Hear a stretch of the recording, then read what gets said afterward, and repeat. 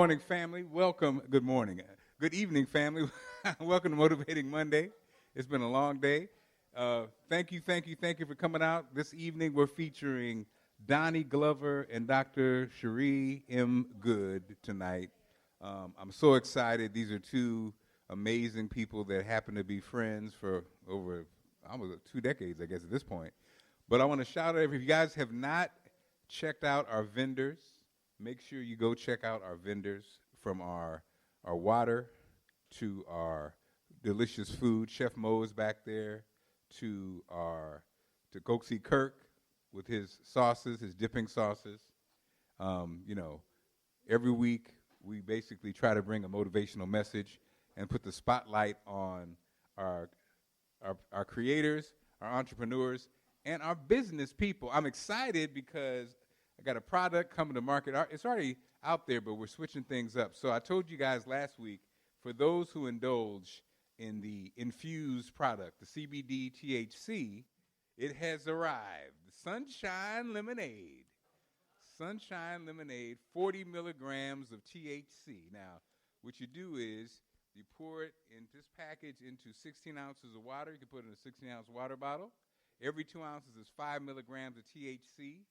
And so for those who like THC, you know what that means. And so for those who would like to try a sample tonight, I have a sample. I have a sample tonight, 2 ounces. Anybody, raise your hand if anybody wants to try a sample. Anybody want to try? Okay, my man, yes, sir, that's right. Okay, I'm going to give y'all 2 ounces, which is about 5 milligrams, which is about a gummy bear. Y'all try, okay. Okay, Ertha, here, Ertha. I'm going to give you, Ertha, you be in charge. This is what it looks like mixed up. Okay, very simple. You pour the whole package into 16 ounces of water. It dissolves. My childhood friend created it. He's a chemical engineer, and so again, high quality, clean product. No, Ertha, you do not. Pour 2 ounces in those little cups, and you guys should feel something probably in about 30 minutes when Donnie's in his. That's the infused. Okay. Don't mix it up. Ertha, don't mix it up now. Lynn, would you put in charge, please? Don't let Ertha. And it's delicious, so don't get caught up either now. Also, so what we're going to do, guys, and this is cool. So Motivated Monday started. This was in the works. How it's coming to the market is we're going to do, I'm blank. What's it called, Donnie? When you, affiliate marketing. George, we're going to do affiliate marketing. We're going to bring it to the market that way. So, in other words, multi-level marketing, people hate to say that, but affiliate marketing basically means word of mouth, you tell people about it, you basically sell it. You know what I'm saying? And so, you pay a fee, you get it for, wholesale, and then you can sell it how you want to sell it. And so that's how we're going to bring it to market. And so also what we're going to do is, this all started with a regular tea and lemonade called Delicious Beverage. And so, like I said, this is the sweet tea. You just add this to a gallon of water. You're ready to go. And this is the lemonade. So the products, we're going to offer the products on the same site. And so, you guys doing the infusion? Okay. Now, if y'all got tested now, if you tested work, do not try the product. You got a good government job, don't test the product. You'll show up guilty. So I just want to say, once my millions come in, when this takes off this year, I'll probably go ahead and buy this building for Ertha, and we can just go from here. Ertha.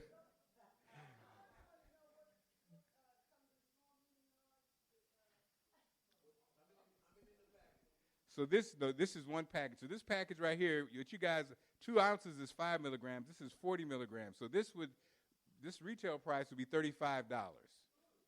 And so basically we're talking about, 8 5-ounce servings, or one big ass serving if you want to go there.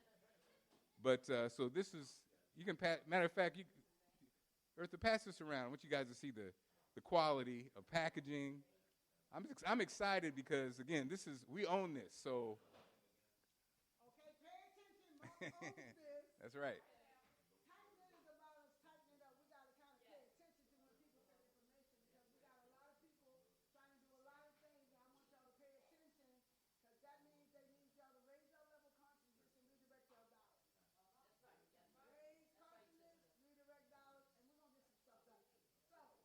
You can pass it around. Pass it around. And don't try to steal it, y'all, because we got cameras. We don't have cameras, but still, I'm just saying. So again, you would buy with the affiliate marketing program, you'd buy it wholesale, and then you can sell it for however you want to sell it. But we're saying, yes, ma'am. No, every 2 ounces is 5 milligrams. So just to give an idea, so most of the time the gummy bears are basically like 5 milligrams of THC. Yeah, that's the THC. This is the lemonade and the tea and lemonade. Okay. All the infused has THC. This is just regular tea and lemonade. Yeah, that's the one. And that's what that sample is back there, guys. The big tea back there. Please feel free. You guys can have as much as you want. That is delicious beverage. Ertha, would you make a cup for Doni? Sheree, do you want a cup? Okay. Sheree said she didn't try. That's regular tea. All right. And so, okay, awesome. So family, again, thank you for coming out. Support our vendors. Again, if you guys haven't got addicted to this water over here, this water is addictive. I usually try to get 2 gallons each week and then re-up, because for my coffee maker, for every day with the medicine that we take, some of us take, and then drinking your gallon of water, at least try to. It's so much better when you just have clean, pure water that, as we know, our body's made up of that. So, again, thanks for coming out, guys. Tonight, our special guest, we're going to start with Doni. He is a longtime friend. He is the developer of BeMoreNews.com, but he also has a new media venture. Doni and I, my grandfather was a printer in Springfield, Illinois, and Doni has heard this so many times, but we kind of connect because Doni's father was a funeral director and mortician. And those guys back in the day in our communities are really built around those guys: the church, the printer, the funeral home, the barbers, beauty shops. You know what I mean? And so I think Doni and I always connect. He always reminds me of my grandfather. Not that he's old, but I'm just saying he comes from that same, the same thoughts. And I remember when I first came to the market, Doni. Now when we look back at it, now we got these phones. Just remember, Doni used to have his digital camera, and I'm talking about if it's the White House, if it's the mayor, if it's the president of the United States, Doni was there with his camera out, recording a video, asking questions. And what made him so innovative was he could then take that video that he had in his possession, write his story, and boom, BeMoreNews.com was going to hit you just like that. He didn't have to go back and process the film and this and that. And people would laugh back then. People would be like, oh, who's that guy with the camera? And now everybody does it. I mean, I work at a TV station, and we actually use phones to record stories now. Doni did that 20 years ago. And so that's the kind of professional. I never forget when COVID happened, Allison, who does news in D.C., she did the news on the iPad and the iPhone. And that's what she did for probably the first 4 weeks in our basement. You're just like, I can't believe we're doing the real news on an iPad. And that's where we are. So, Doni from Baltimore. Doni, so how we normally do it is you just kind of tell us your story, man. I mean, I could ask questions, but I think you are such a great speaker. You don't need me to ask questions or interview you.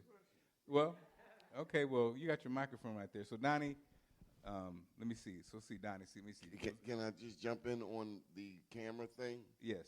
So that was, we started Be More News in 2002. So that's when they had the little digital cameras. You get them from, was it Best Buy? Was it Best Buy? Best Buy. And I think it was like $100. And I never got insurance because I only expected the thing to last for 6 months to a year, in which case I'd just buy a new one. But it didn't take long because that's when websites were coming on and blogs and all of that to say, I remember when the Baltimore Sun, so maybe 05, 06, they started having their reporters not only write the story but also shoot video. And it only lasted a short period of time because those reporters, I mean, they made a pretty good penny 80 a year, 70 a year, but they weren't trying to take on additional tasks. But now we live in a day and time where you can take that same cell phone and edit videos, and not that I do that, but it's just amazing. But the reporters, they bucked on it. They weren't having it. Donnie, I'm sorry, this is your interview, but I want to inject a story. So Please. after the Big Fat Morning Show, me and Troy briefly, we were the last hired. We worked at the Sun as vloggers, like you said. I was. And they hired us, and it was so funny, like you said. They had the young guy come from Chicago to teach all the reporters and all of us how to do this. And like you said, the seasoned reporters who had nice fat paychecks and had been there for a long time, they were bitching and moaning. Oh, another responsibility. Oh, this and that. And the guy was like, this is a great opportunity. You have people who follow you. You can brand yourself. They basically were giving them an exit strategy. So 2 weeks later after the meeting, they let them go. So they were in there protesting, but they didn't know they were about to get fired. Well, isn't it interesting now when you look at the onset of the Baltimore Banner? We've hated the Sun. Most of us have hated the Sun for a very long time because of their often slant on the black community. But now, did you know that the Banner, the guy that owns the Banner, tried to buy the Sun? Did y'all know that? No. Yeah, he tried to buy the Sun, and they wouldn't sell it to him. So he then went and hired all of the Sun reporters. You didn't know that? Wow. All of the reporters, many of the reporters for the Baltimore Banner come directly from the Baltimore Sun. So Donnie, take us back to Sandtown. Did that say where it started? That's where my journalism career started. Where did your life start? East Baltimore. Let's start from the beginning. Patterson Park in Lanville. My dad had a funeral home. And my first visual memory is that brewery. The brewery over on Gay Street. I just thought, even as a kid, that is one strange-looking building. It does not look like the rest of these buildings. It does not fit the landscape. I guess it's German or Dutch. German, because they made beer there. So I remember the 68 riots. I remember the soldiers on the front of my dad's funeral home. And now I understand really what was going on. Not that anybody want to break into a funeral home. I've heard a lot of break-ins in Baltimore, might even participated in one myself, or 2, 3. Okay, maybe not. But nobody breaks into a funeral home. It's like nobody breaks into a church. I mean, we don't burn down churches. Okay, anyway, where were we? So we start there, Donnie. And something I love about your story is I think you had like that generation that from your dad to your teachers, you were informed about who you are, your history, and all that kind of thing. Talk to us about being educated in Baltimore and in your youth. My father, Doni Glover, he was big on history. Any Virgos in here? We all that. Perfectionists. Boy, y'all get on my nerves. I'm like 4 years old, and he handed me an editorial, and 2 minutes later he said, "You still reading it?" Oh, yeah, I'm only 4 years old. Okay, maybe I'm stretching it a bit, but he was big on black history. And I am so grateful, and the best thing I can do is what? Pass it on to my children and grandchildren. But he was big on history. He had me listening to Carl. This is Carl T. Rowan with the Rowan Report. Noted journalist Carl T. Rowan. You remember that? Yes. Guy in D.C. Then, as I got older, I realized Carl T. Rowan liked to pop that iron. Y'all remember that? No. He caught some kids swimming in the swimming pool. Y'all don't remember that? No. Yeah, Carl T. Rowan shot at them kids. I like Carl, you know what I'm saying? Never met the man, but I remember his editorials. And so, if nothing else, I learned at an early age, even the first time I went to court, I broke law, and I remember my father saying to me, "Go ahead. Can you cuss it in?" Yeah. He pretty much said, "Talk shit like you do uptown." But the real hit was, have a voice. And as the father of a daughter, and I watch how we socialize boys versus how we socialize girls, it is important to me that my daughter, that my son, my granddaughter, my that they know that they have a voice and they know how to use it, know how to speak up. because quite often we are surrounded by people who may not know they have a voice, may have never used it. There's a poem by Marianne Williamson. It says, "Our deepest fear." Anybody familiar? Our deepest fear is not that we are inadequate. Our deepest fear is that we are powerful beyond measure. It is our light, not our darkness, that most frightens us. We ask ourselves, who am I to be brilliant, gorgeous, talented, fabulous? Actually, who are you not to be? You are a child of God. You were born to make manifest the glory of God that is within us, not just in some of us, but in all of us. And as you let your own, this is my favorite part, as you let your own light shine, George, you unconsciously give other people permission to do the same. As you are liberated from your fear, as I am liberated from my fear, my presence automatically liberates others. So, in court, Western District, Marianne Williamson, she's running for president too. But, yeah, he insisted that I know my voice, that I use my voice. Speak up, boy. I remember in church, I ran for office one time in my life. That was in 1998. I was still halfway, 1 foot still in the streets. But I tried the State Central Committee run, and we had to speak at church. And all of the other candidates, state senators, state delegates, all of them have spoke. And State Central, that's just entry level for politics. If you ever want to get into politics, do consider the State Central non-paid position. But you get to learn the process, and I'm so glad for that experience. But the preacher, Google-eyed preacher, I ain't gonna say his name. Did I say the church? No, you did not. Church I grew up in, Perkins Square. Yeah, both thick Coke bottle preacher. I never did care for him too tough, but nonetheless, he wouldn't let me speak. He like skipped over me, and my father stood up in church. He said, "Hey," and then my father never did that before. But this is son. "Hey, you skipped the man on the end there." That's so funny, man. And that's what we have to do. We have to be able to speak up, because too much stuff is happening to our community from City Hall, from Annapolis, from the White House, and we actually all have a voice. And we also have, and I don't have one on me, we all have an ink pen.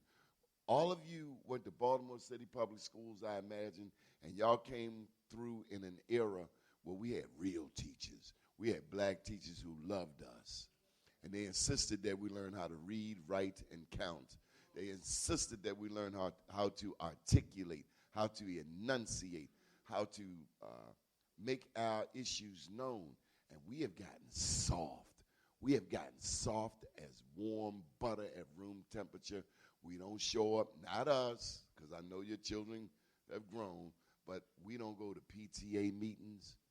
I wondered how the teachers knew my father by name at the school. As a little kid, I wondered, how you know my daddy? All these triggers in here, and you know my daddy. Do you know why they knew his name? Because he was one of only a couple of parents who would show up at the school. And I did the same thing with my son. Me and his mom, it wasn't all of that. So I say, well, nobody can stop me from going up to the school. And I went up to the school. But years later, you realize you had an impact on the other kids, too. You were vicariously their stepdaddy, too. They see you in the neighborhood. Man, I'm 57. You need some of them young bucks out there watching your back. But, hey, Mr. Don, it's the same love and respect.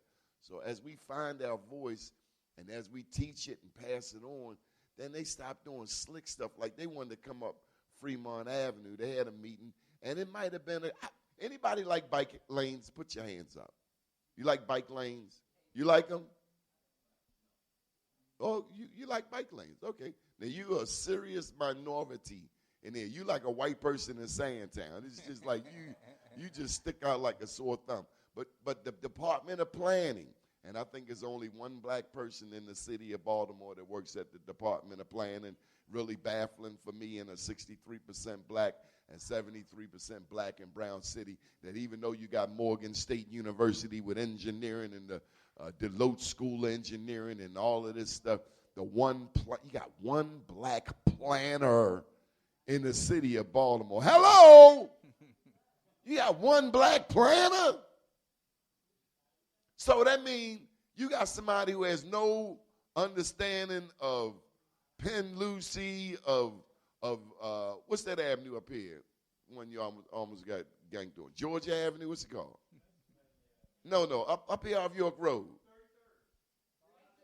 St. George's. I rented a room over there. Had to get the hell up out of there, boy. But the apartment seemed nice, but I was renting a room. But you understand what I'm saying. It was just, you got people speaking for us who don't know us. You got people planning for us who don't care about us. You got people who don't care nothing about Cecil Kirk or Tench Tillman or your community. When I look at the racetrack, everybody getting all the younger people who don't know any better. And I like the Preakness, don't get me wrong. But there's a whole new generation of African Americans who are impressed with the Preakness. Well, black person, I just want to know, have you ever been up to Belvedere and Park Heights on any other day besides the Preakness? I understand you want to go there with your straw hat. I understand you want to sip a black-eyed Susan. That seems real cute and quaint. But what about those Caribbean restaurants that are all around that racetrack? How do they fare through the Preakness? Because the last I checked, they couldn't have cars parked in front of their businesses during the Preakness. Is that right, George? They can't make money in their own neighborhood, and these Caribbean restaurants hold that neighborhood down throughout the year. And I put a plug in for Max's on Rogers Avenue, 3606. Oh, my God. Oh, my God. It's the chicken's so good, I don't even want no rice and cabbage. Just give me all chicken. The pepper steak, oh, my God. But where are our people benefiting? Racetrack impact funds. Money was coming out of the gambling and all of that stuff that they lied to us about, and it was supposed to be going into Park Heights. Last I checked, Park Heights and Woodland, that's the 4900 block, the 5000 block, the 48. Those blocks are down. No black people there, and I understand that they are trying to put some apartments back there, but that's kind of going backwards. We need people who really care. Malcolm X said you can't serve the people if you don't love the people. And we got people out here serving themselves. They want to be the first black this, the first black that, the first black the other, but they don't like black people. There's a man who comes on my show regularly. Anybody know Dr. Michael Zollicoffer? Michael Zollicoffer said that we don't like poor black people. And he said that's a public health problem that we need to address. Wow. We don't like poor black people. So even though I grew up in a limo and my daddy was an undertaker, and by the way, when them kids down Greenman used to mess with me, we used to lock them in the morgue, so I ain't had no problems after that. Keep messing with me, talking about my daddy. But we don't like poor black people. I grew up around everybody. Food stamps, whatever. Leon's Pig Pen, Smoots over in West Baltimore, North in Pulaski, North in Small. Sissons, remember those black restaurants we used to have? Things we love. Cookies. Got my first pair of Swedish knits with the raindrop, 2 for $20. Cookies, cookies, cookies. Got my first lover from Every Man's Son. I ain't no Carl Stokes on it. So no matter what Carl Stokes do, I'm in love with Carl Stokes. I got my first lover. And you only can appreciate a leather if you had a pleather. Did you have a pleather first? Little kid in school said, ain't no real leather. He put a match to my pleather, and my pleather started shriveling up. You remember that? Put a leather to my pleather. Couldn't wait to get a leather. Summer Corps, worked 6 weeks, 4 weeks in the hole. Took that first check, he jetting up Mondawmin.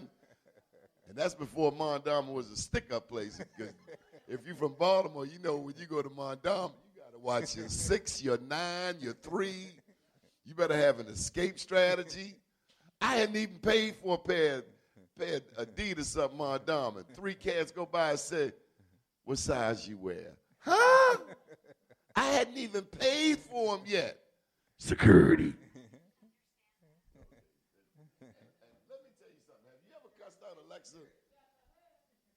I never cuss mine out because I think Alexa, well, anyway, don't cuss out your Alexa. I don't recommend that. Where were we going with all of this? Yes, I love it. Wherever you want to go. So you had your high school. Tell us about high school. Tell us about college. You had a great. You can't skip. Well, I went to Matthew Alexander Henson Elementary School. It's made famous by Matthew Alexander, who was the first man to discover the North Pole. And we learned that in elementary school. And we learned that the white people wanted to give credit to Admiral Robert Peary, who had frostbite and could not continue the trip. But our principal in my senior year, her name was Mrs. Frisbee. She had an uncle, I believe, named Herbert Frisbee, who was the man from, now, Matthew Henson, by the way, is from Calvert County, Maryland. Who knew that? Can you imagine growing up in Calvert County and then going to discover the North Pole? But Mr. Frisbee was a science teacher. Some of you had him at Douglas High School. And Mr. Frisbee made sure that Matthew Henson got credit for discovering the North Pole. The first man at the North Pole was a black man. Stevie Wonder sings about it in his song, Black Man. Yep. Then I went to William Hugo Lamel, and we had to fight every day. Every single day. Somebody's getting popped, and I'm just going to tell you, it wasn't going to be me. They say, pop or be popped, and I was popping. I'm sorry for them people that got popped, but it wasn't going to be me. And plus, it was a big hill. What you don't want to do is get popped at the top of the hill because on a rainy day, because you're going to roll down that hill muddy. My first day at Lamel, I saw somebody get killed. What? The 51 was coming around the corner. One guy was in the street fighting. The other one was on the sidewalk. Mr. Murphy was the principal, and that was long before Jerry curls came out, but it wasn't a Jerry curl. That was really his hair. That 51 hit that boy coming around that corner. It was ball game. Wow. Then I went to Poly. How did I get at Poly? My best friend's brother said, you should go. He said, where you going for high school? And I was about as clueless. I had no idea. He said, you should go to Poly. And I went to Poly. I went over there, and the white people traumatized me and terrorized me. Algebra 2 and trig and physics and x equal negative b plus or minus the square root of b squared minus 4ac all over 2a. I know that formula because I couldn't work my damn summer corps job. I had to go to summer school. I never felt so inadequate as I did at Poly. I was getting 16s and 32s. I had never seen these. These was football scores. Never got them kind of grades. But the algebra and the algebra 2 and the geometry, I know a squared plus b squared equals c squared, but all of them different formulas, and it was new, and it was white people, and I had never gone to school with white, but they didn't really bother me. It was just different. I learned that I have to study. I learned that you can't go outside on the weekends. You can't hang with your friends. You can't smoke weed. You got to go home. Can't drink the Old English. That was back when Old English. O.D. O-E. Thunderbird and pineapple juice. I grew up around classy winos. They said, no, son, we use pineapple juice, Warwick Avenue. And then after 2 years of that experience, I ended up at Paul Lawrence Dunbar Community High School, Dunbar Poets. And it did wonders for my self-esteem because Poly had me feeling a little, and the girls were just so standoffish at Poly. I mean, it wasn't like that at Dunbar. It was not like that at all. At all, you hear me? Okay. First time there, you're going to take me to my prom. Okay. It weren't like that at Poly. It was quite the opposite. And then Morehouse, the Miss Gundy at Dunbar, she said, you look like a Morehouse man.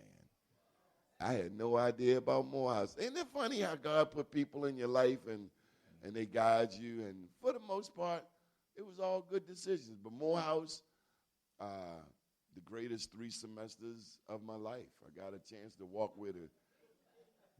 Well, that's all I could afford. It was expensive. And then my mom, she got sick and, she passed. But I thank God that she begged, borrowed, and stole from me to get that opportunity because between 83 and 85, they were killing people where I came from. Moreland and Baker, Moreland, Warwick Avenue. I came home for summer break and I saw a cat from Thomas Avenue robbing a cat from Moreland Avenue. I'm like, we all grew up together. How do you shoot somebody you going to see again? How does that work? And that's really as cocaine, just before the crack epidemic, but powder, cocaine, and heroin, and we didn't realize it. We were exposed to way too many drugs. We were exposed to way too many drugs in the 70s and 80s. And if we really think about it, we know that it was an attack on our community. And then when they threw in crack, that was like cocaine on steroids. I mean, West Baltimore, from Sandtown on up to Walbrook Junction, got wiped out. And then that on top of just regular living and attrition and people dying and people moving off. And, you know, so many of us over the past 50 years moved from Baltimore City to Baltimore County, and now we live in Randallstown and Owings Mills. Well, I call it Hoodlawn, Vandalstown, and On My Arm and My Leg Mills. I claim North Avenue proper, east and west. I don't let nobody make me choose east or west. I love. Anybody know where we started in Baltimore, east or west? We started in East Baltimore because that's where the water was, that's where commerce was, that's where business was, the Arabs. Did you know that the National Black Labor Movement started right here in Baltimore? Yeah, his name was Isaac Myers at the bottom of Caroline Street. Ain't that right, George? At the bottom of Caroline Street, there's the Frederick, well, it was. I think they didn't trick that thing, usurped it, but it was the Frederick Douglass Isaac Myers Maritime Park and Museum. My dear friend Marsha Jews worked there, and we used to do some nice events there, didn't we, Cherie? That's right. And but Isaac Myers he formed a ship caulkers union. So this was during the days of slavery. See, let me just say, if there's one thing I want you to know, to remember, to be reminded of, our history did not start nor end with slavery. We came to this country long before these fools even knew. You don't believe me? Y'all got a phone. I challenge you to Google Luzia and Brazil. Luzia, and then type in Brazil. You will find that a black woman with a big forehead, she had a 5-head. Yeah, she had a big forehead. But the Brazilians all got that 5-head, forehead. They do. Look at them. If you look at Luzia and research her, you will find that she walked to Brazil, because apparently it wasn't water or ice age or the continents emerged, whatever, 14,000 years ago. I say that number because I want you to remember that number, 14,000 years ago. They would have us think that, oh, black people might have come here, we were the first every damn way. If you don't know nothing else, I already told you Matthew Henson discovered the North Pole when the cat who had more resources, more money, more privilege, he was on the side of the road with frostbite. Eskimos had to take him to shock trauma. But the black man made it all the way to the North Pole. But we've been traveling the world. And I say that because this country tells us what we didn't do, what we didn't contribute. Our people were studying the stars, the Dogon. Look up the Dogon people, D-O-G-O-N, or Dogon. The Dogon people were studying Sirius B without the use of a telescope long before Shea Witte ever come on the scene. I ain't knocking white people. I'm just saying they have left a lot of our history out, and that's why so much of our self-esteem has been lowered and battered. We forget that who saw the movie Claudine? What they do in that movie Claudine? That's still going on today. They told a black woman, you want to keep getting this check. You better tell Leroy not to be here when we come back. Breaking up the black family, dad, stepdad, whatever. It's been an attack. But going back, we have always been here. You seen the Olmec heads down there in Mexico. Now, Mexican want to have an argument with me. That's why they blocked me on Facebook, because no. You see that pleptoid nose on that Olmec head? You see that?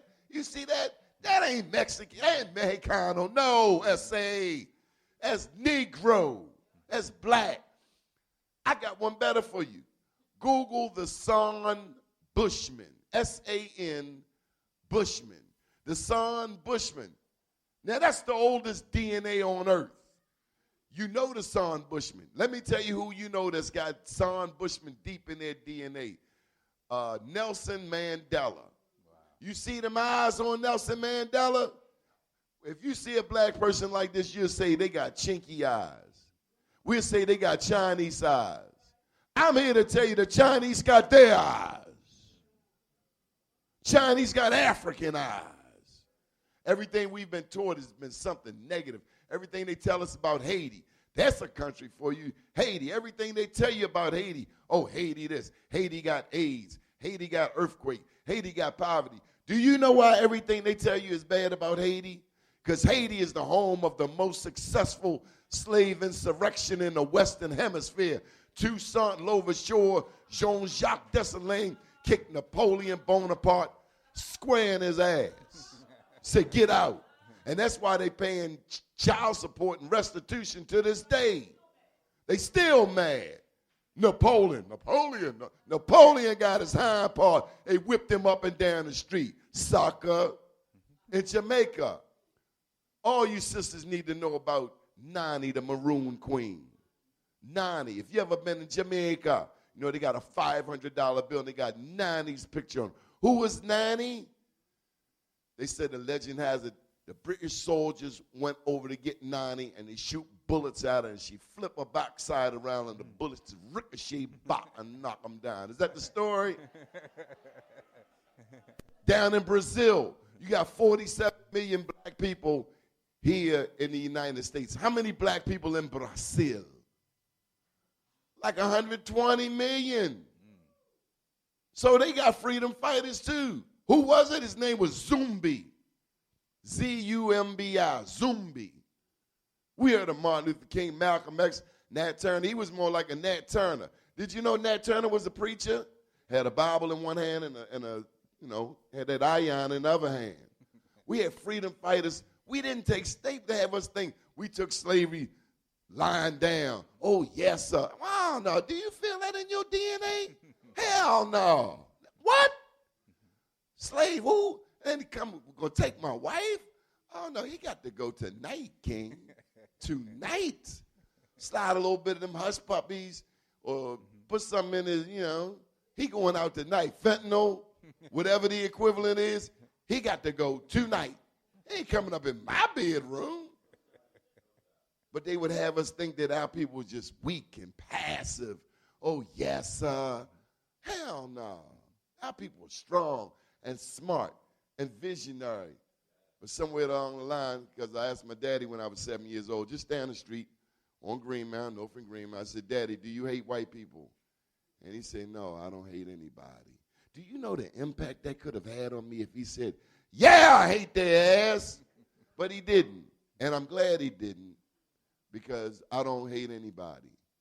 I hate things that some people do, but I don't hate because I get my blessings from love. So I don't know what you call God. I don't believe nothing them other people tell me about God because they can't tell me nothing about God. And if you do study that word, that I would encourage you, if you only speak English, I would suggest you learn some Aramaic, some Hebrew. What's some of them languages? Saba. Know about Nubia. Know that everything that anybody could teach you is only coming from Africa. Al-Kebulon, Ethiopia, Kush. Everything you will ever learn, it all goes right back to Sudan, Egypt, in that area, the south. People people want to, I'm going to Europe. Ain't nothing wrong with going to Europe. How many minutes you got? You can cut me off. You got that look in your face. I want to go there. I'm going to Paris. I'm going to Dubai. You going over there with the slave catchers? Nobody say I'm going to go to Africa. Nobody want to go to Zimbabwe, to the Congo, to Tanzania. Like there's something wrong with going to see Ivory Coast, Cote d'Ivoire, Nigeria, Libya. Like something's wrong with Muammar Gaddafi. Didn't Gaddafi want to give Farrakhan like $10 million? And Americans say, why? Why are they always getting in the middle of our stuff? Travel. We got to teach our young people to travel. Teach our young people to read. Teach our young people to love. Did you know the first king of Hawaii was a black person? Of course. Who else going to be down there?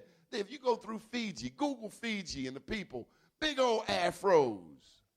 Black people all over the world, in China too. There are black people in China, Japan. What's the black samurai called? Yeah.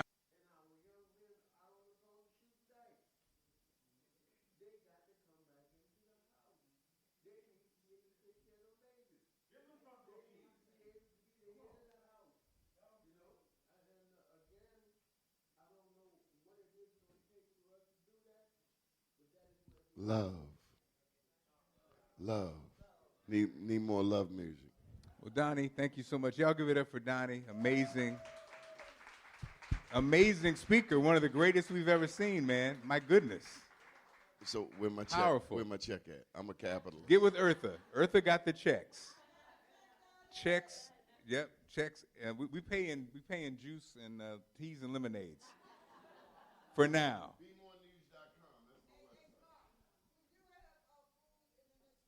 That's right. Chef Mo.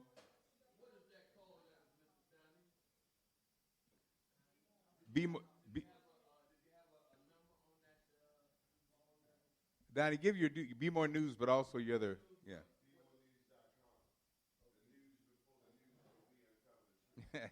That's right.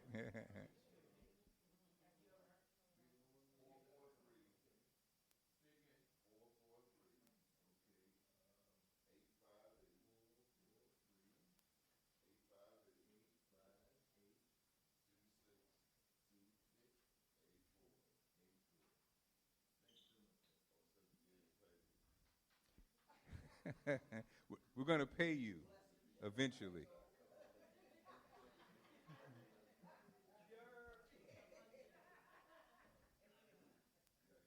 Our next guest tonight is an entrepreneur. She's a nurse. She's a survivor. She's a mother. She's a leader. She is a boss, okay? Her family is just one of those families. If you guys have not met Chere M Goode, this is her. Give it up for Chere M Goode. Sometimes, people have, you meet amazing people. I met Chere and her sister years ago, and they're twins, first of all, but twins from a standpoint, in addition to being twins, I think they're just big thinkers. I'm a big fan of dreamers. So we met probably 20 years ago, and, I had a chance to co-host or host one of Chere's events, which was a fitness expo that she put together and had a ton of vendors, a nice hotel, speakers from all over the country, a crazy event. And also her sister also stepped out on faith and rented out a venue that held thousands for her first ever event. And I was just she hired me and Allison to host it. So I'm just so curious to see where this even came from, who they came from to dream so big. And now 20 years later, they both are nationally acclaimed motivational speakers. They just are again, about their business. And then sadly, a family that has dealt with the worst case scenarios that we've all would fear. But still, she's here. She's still standing. She's still motivating. It's heartbreaking to say, and we've, in a black community or any community, we always say it, a mother should never have to bury her child. But Chere has had to do that. But also not just her child, family members, husbands. But still, both her and her sister, that spirit, that energy, that drive, and then it's always there. And so give it up for Chere M Goode, who's going to share.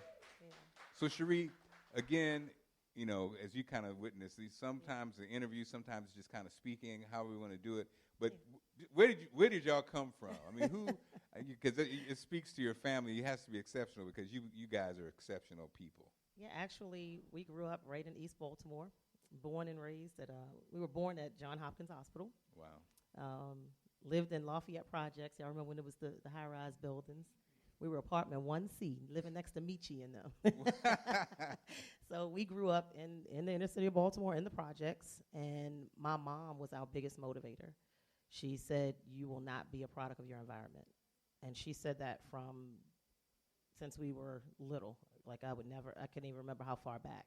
And she said, "You will not be products of your environment." So when everybody's talking about family and bringing back that family root, it was the life that my mother spoke into us that caused us to be successful today. So if we didn't have that life spoken into us, we could have just been products of the environment. We could have been doing God knows what. But my mom, she really worked very hard to make sure that we had other opportunities. I can remember I always wanted to be a nurse. So I've been a nurse now for 32 years. And I told my mom from kindergarten, I'm going to be a nurse when I grow up. I used to dress up as a nurse, y'all, in a little cap and nursing uniform because we emulate what we see. And so I saw my mom and my grandmom, they were nursing assistants. So they had the white uniform, and that was very attractive to me, seeing them grow up and have, they had the uniforms and the stethoscope. So I ended up going to Mervo High School, but my mom had to drive us literally from Lafayette Projects. I was originally going to go to Dunbar, but I found out they didn't have a nursing program. They had the nursing assistant program. I said, no, that's not what I said I want to be. You told me I can do whatever I want to do, so I want to be a nurse. So she would drive us every day to Mervo and drop us off. And my mom's car wasn't the best. My sister is watching on live right now. And we used to What's up, Cheryl? we would laugh because my mom's muffler needed to be repaired, y'all. So if you go into the high school and you're pulling up, my mom didn't just drop us at the corner and be like, all right, walk up the hill. No, she pulled up to the front of the school with the boom, boom, boom, boom, boom, boom, boom, with the muffler, y'all.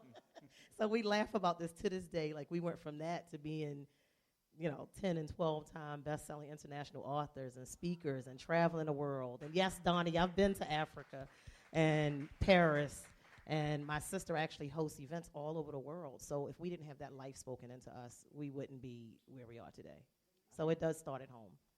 I mean, it's just crazy because, number one, girls in the projects, I mean, how did you avoid the traps? Well, again, they didn't play with my dad, so we were twins, and everybody in the neighborhood, we could walk to 7-Eleven without a parent because they was like, yo, don't mess with them. They Mr. Swan's girls. So everybody, my dad set the precedent, you don't mess with my daughters.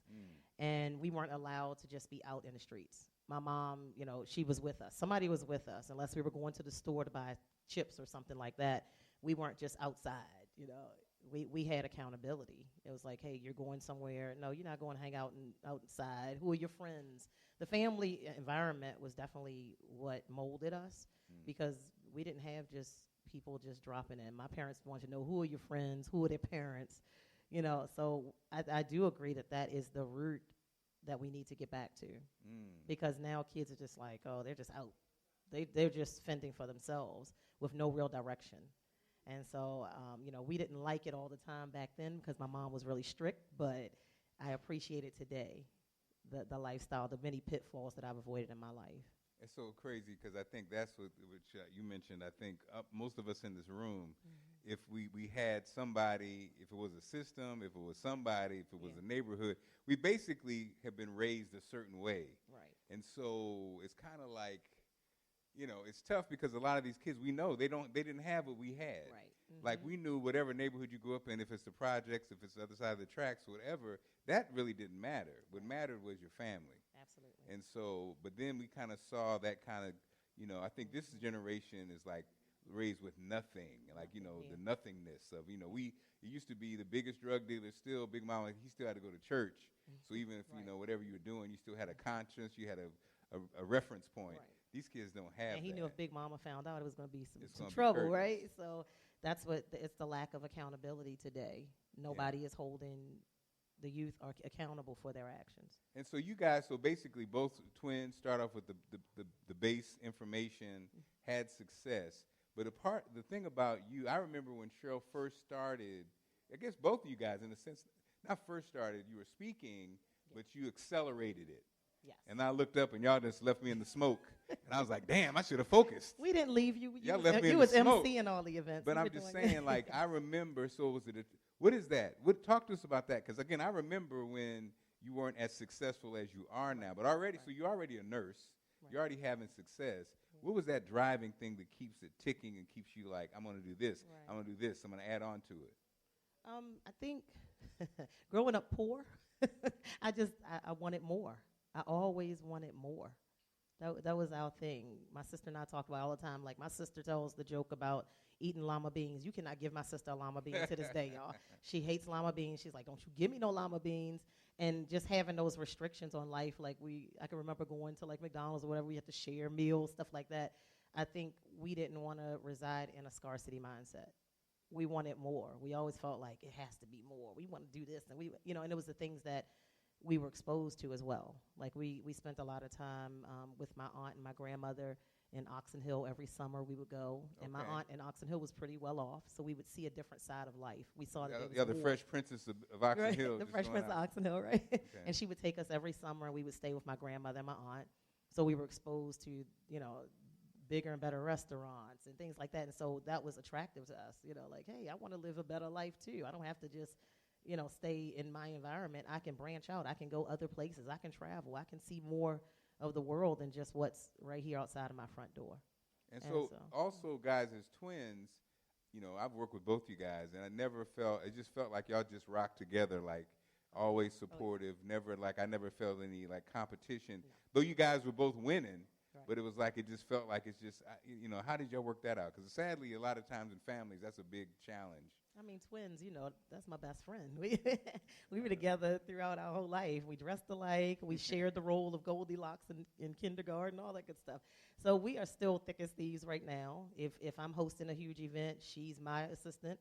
And when she hosts her big conferences and events, I'm her assistant. So we ride or die. It's no breaking us up.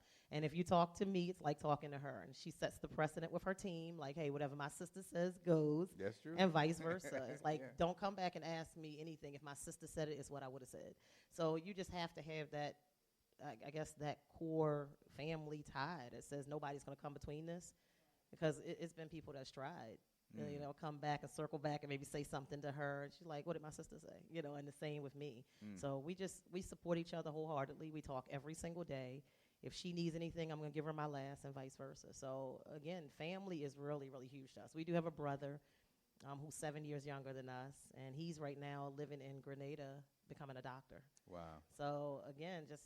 Your mama did that. Mama did the dang thing. Yes, she did.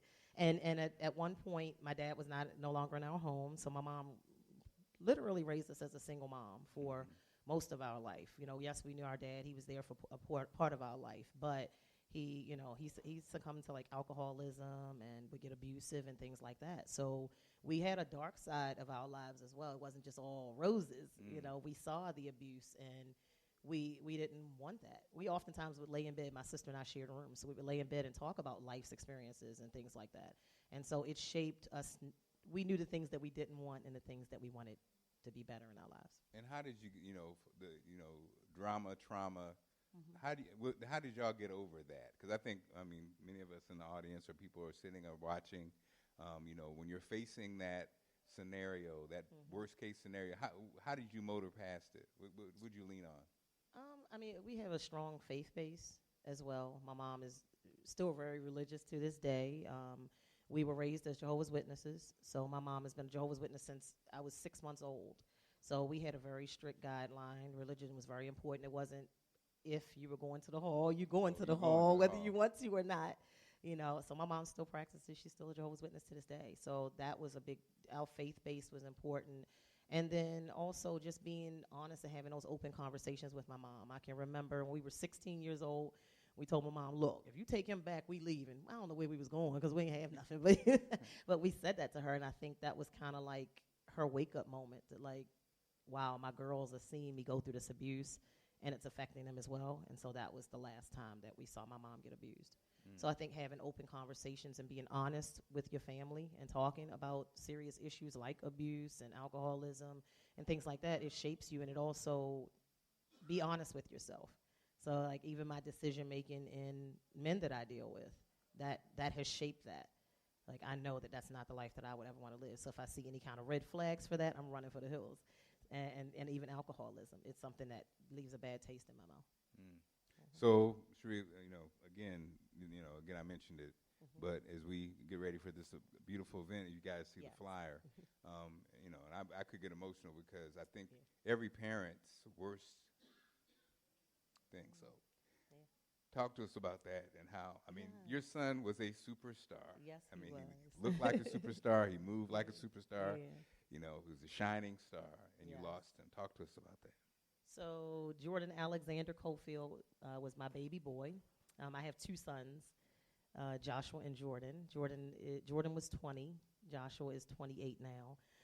But on August 22nd of 2020, as I was getting ready for bed, I got a phone call.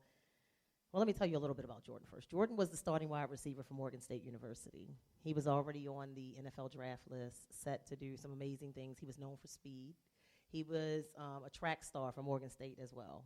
He was on the dean's list. He was set to get he was going to have 2 master's degrees by the time he graduated from college, which would have actually been this year. And I still get choked up, y'all, so forgive me.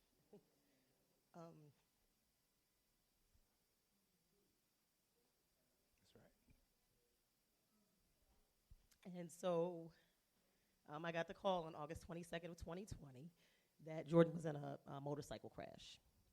And the crazy part is Jordan, to my knowledge, Jordan didn't have a motorcycle. So he had only had the motorcycle for 4 days. He had just moved from home 2 weeks before he died. He was on a full ride scholarship at Morgan. I mean, just set to do amazing things. He was a superstar, literally. And I got that call, and I literally went to the accident scene to find out what was going on. I found out at the accident scene as I saw his lifeless body on the road that he had bought a motorcycle 4 days before he died. Yeah. Nobody hit him. It was inexperience. He was known for speed, so I'm sure he was going fast, and he was thrown from the motorcycle and killed instantly.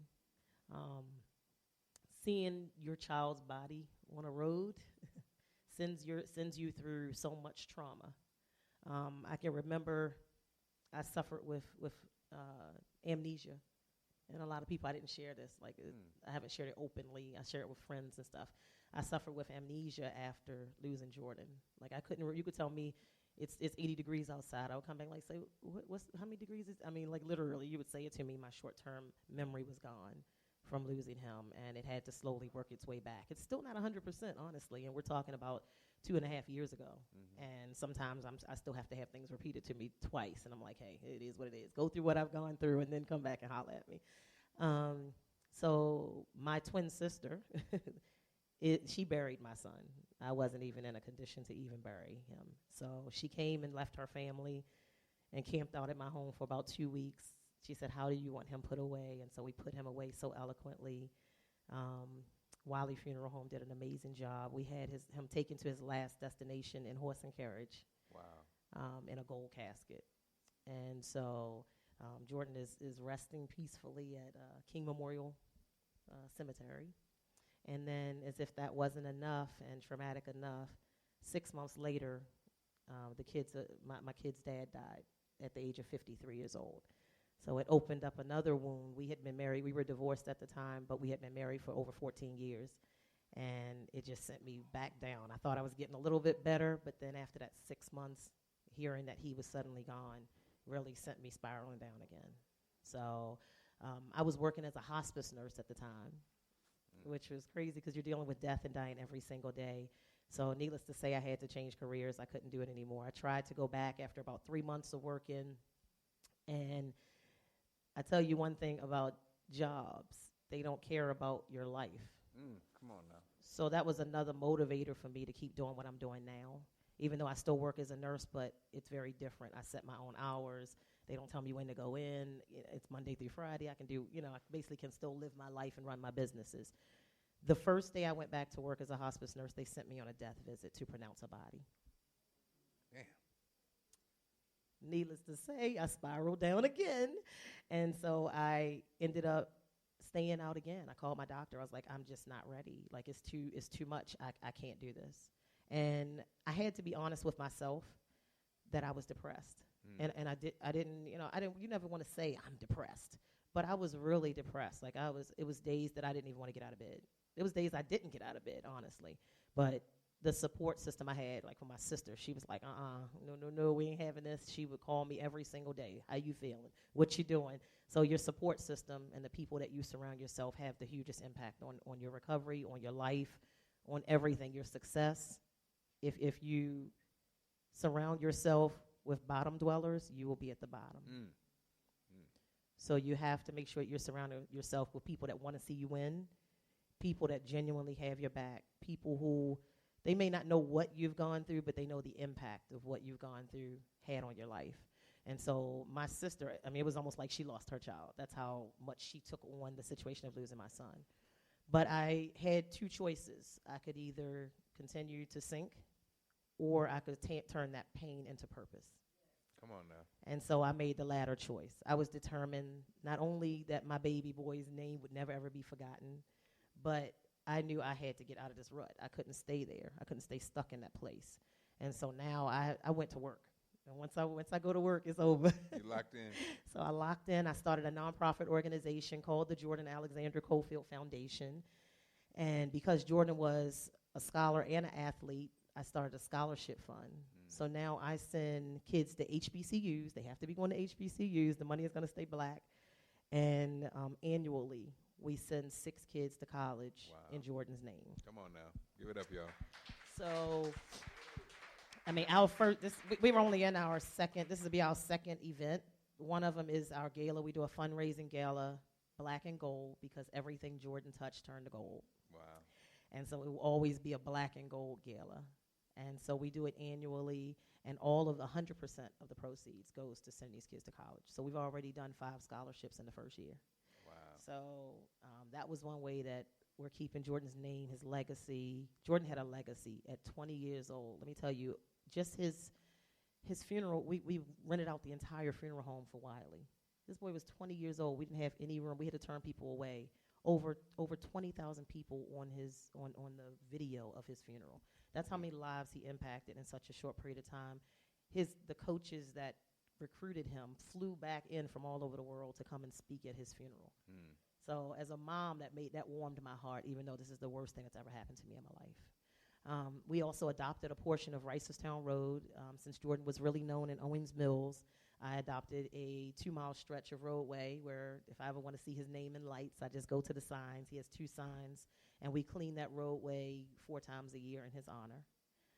And then we started an initiative called Jordan's Way, which is a random act of kindness initiative. So we have cards made. I have a couple in my bag as well, where we do a random act of kindness for someone we don't even know. And like every restaurant that I eat at, I give them a good tip, or a really, really good tip, and then I'll put his card in there, and they're like, what is this? And then I get to talk about Jordan. And it's a way for you to do a random act of kindness, and then you pass the card on. Come on. So whether it's somebody in Starbucks behind you, you're like, I want to pay for their meal or their drinks.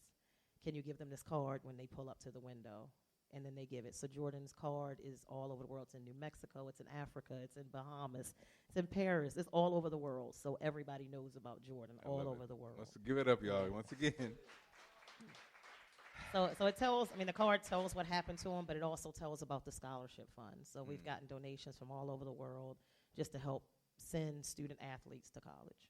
Yep. Wow. So everybody, look at the flyer. Give what you can give, of course. Support what you can support. Sheree, what I know somebody in this room is going through it. I mean, you went through, when you hear other people's challenges, sometimes it puts yours in perspective.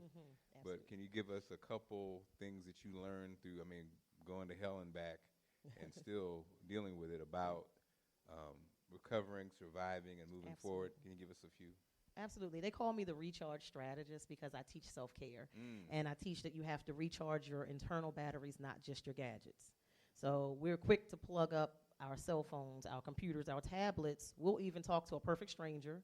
We'll go to the nearest Starbucks, McDonald's just to get the juice to plug up our gadgets. But why don't we have that same sense of urgency when it comes to plugging into ourselves? Mentally, physically, emotionally, spiritually. Are you doing a check on your pulse every single day to see where you are? So if we did that more often and truly be honest with yourself, I'm not okay. It's okay not to be okay. I went to Lamar Jackson's event on Saturday, his gala, It's Okay Not to Be Okay. And the whole focus was mental health. Wow. Because everything starts in the mind. Before we make a movement, before we get out of bed, before we open our mouth, we think about what we're going to say.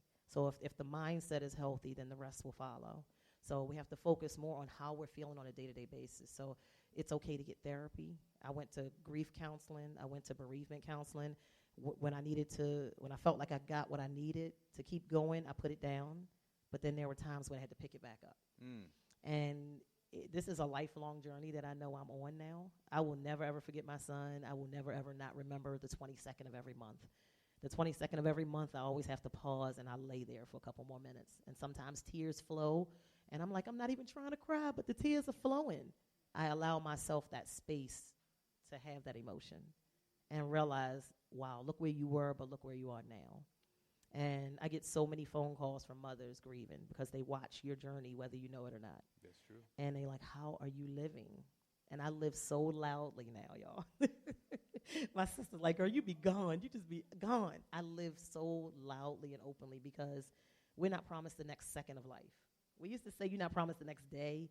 You're not promised the next second. My son was at my house 10 o'clock that morning, getting the last bit of his things, and then 12 hours later, I got a call that he was gone. If we think that the next second is our last, the things that we stress about, the things that we worry about, the petty things that we let bother us in this life, you won't. So I live very, very differently now. Things don't bother anymore. People give me the finger if I didn't, if they trying to get by or something, and I'm like, yeah, whatever. It's almost like, I'm like, whatever. It doesn't even get a rise out of me anymore after everything that I've gone through. So I think that if all of us live like that, and just, I take the motto that if it's not going to matter 5 years from now, why am I wasting 5 minutes on it? So that's my new way of living.